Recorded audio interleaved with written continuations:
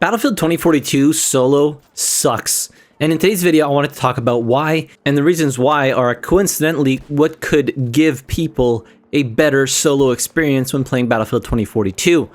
So first and foremost, when you join a queue to get into a match, you get thrown into a random squad. Now, one of the big problems with the squad system in Battlefield 2042, well, actually one of the problems, is you can't decide which squad you actually want to join. So if you're stuck in a squad that doesn't really want to play together as a team, and everybody's doing their own thing, or everybody's camping in the back, like playing Breakthrough, and they really don't bring anything to your squad by doing such things, you can't decide to join another squad, or choose another squad to join and be like, okay, does this squad actually play the objective? Are they pushing? Can they offer squad spawns? Do they have like insertion beacons?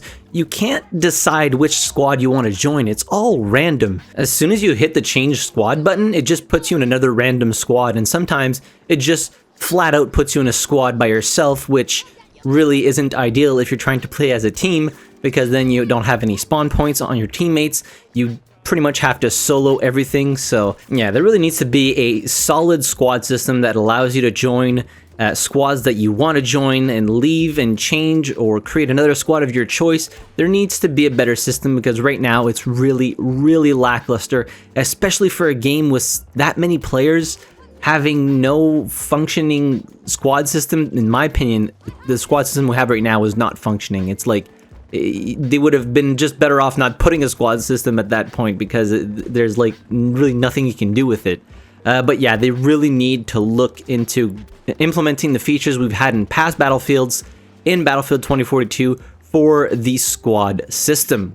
Now, kind of bouncing off that first reason, there's no persistent lobbies. Now, if you're playing with people and you end up having a good squad chemistry with them, you're playing very well with certain people in your squads, you really have no other choice but to add them as friends to be able to play with them in the very next match. Because seeing as there's no persistent lobbies in All Out Warfare, you finish a match, it just kicks you back out to the main menu and puts you in another match, maybe with the same people, but generally speaking, you're not going to be with the exact same squad. So having persistent lobbies would at least allow you to form some kind of rapport with the squad mates that you had fun with and you were performing well with in another match, without necessarily needing to add them as friends. So yeah, persistent lobbies would definitely be a welcome addition, and especially considering that I often find myself playing the same two maps over and over again. It's always Manifest and Hourglass, Manifest and Hourglass. I'll get the odd orbital here and there, and the odd breakaway if I'm lucky, but Hourglass, Manifest, I think that really makes for a bad experience, not only for solo players. I'm kind of getting off track here, but I really wanted to talk about this. It is super annoying playing the same maps on the same team over and over again. So honestly, more often than not, I'm defending on the two maps that I mentioned, Hourglass and Manifest. That's it. Constantly. It really gets old really quick when you maybe want to swap over to attack. Well, you can't, because you can't change teams, and then you can't be sure that you won't play the same map again in the exact same team, because it just match makes you into another lobby. So there needs to be some form of prevention that makes it so you can't just get put into the exact same map on the exact same team match after match. So moving on to the no VOIP. So I think this is one of the biggest problems with playing solo. So this can be applied throughout all three of the modes in Battlefield, or all three of the options you get to play. So All Out Warfare, Hazard Zone, and Portal. Especially in something like Hazard Zone, not having VOIP in there is mind-blowing. It's a battle royale or escape type of extraction type royale game mode, and you don't have VOIP. How the hell do you expect people to communicate quickly and effectively if you don't have VOIP? It makes no freaking sense. Like, I made a video about this. I'll leave a card up in the top right hand corner and in the description down below if you want to go watch that.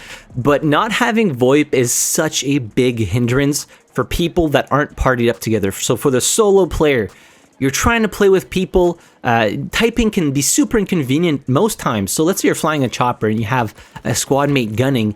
You don't really have time to stop to type and say, oh, there's a bunch of infantry soldiers to our right, and the ping system isn't all that great. It's kind of hard to discern where you pinged or where your teammates pinged more often than not. So not having the option to VoIP is like, what? You guys are trying to encourage people to play as squads. You have these massive lobbies with 128 players and there's people everywhere, but you don't have voice comms. Like, what is this? Are we in like 1990? Like, I realize that some people can get toxic on VoIP, but that's what the mute button is for. And we've always had VoIP. There's always been toxicity in video games. There's always going to be toxicity in video games, no matter what they try to do to mitigate that toxicity. That's why you just mute people. If you don't like the way they're talking, or if they're being belligerent, or they're being insulting to you, just mute them. Problem solved. That's all you got to do. But not having VoIP in a team-based multiplayer first-person shooter is unacceptable. It really is. It is absolutely unacceptable. And them calling this a legacy feature is beyond me. Like, there's no excuse for not having VoIP in the game.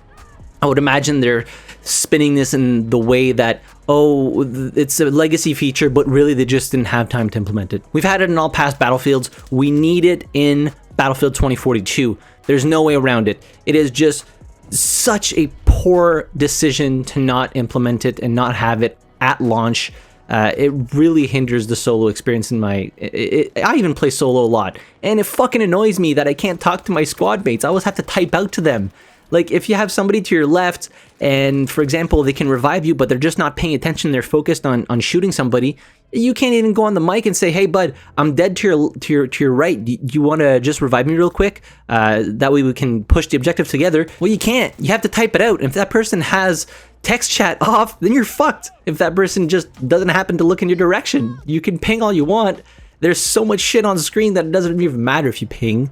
Because there's so much happening on screen with all the objectives and not being able to modify the opacity. But that is another topic that, yeah, if the only option to communicate with your teammates is to type and to ping, which really aren't ideal in a lot of situations. So if they implemented these three things, so if they fixed the persistent lobbies, the squad system, so made some massive overhauls to the squad system and implemented VoIP, I think solo players in Battlefield 2042 would have a much better time, and there would be a lot more team play, because it would just be easier to coordinate with people and be with people that have a play style that is similar to yours or are people that PTFO. So anyways, that has been enough rambling for today. Let me know what you think about that in the comment section down below. Do you find yourself really frustrated sometimes when you play by yourself? I know I do, which is why I try to squad up with friends as much as possible, but sometimes it's just not possible. But yeah, hit the like button if you enjoyed the video, subscribe to the channel if you haven't already, and as always, thank you very much for watching. I really appreciate it, and I'll see you guys in the next video. Have a good one.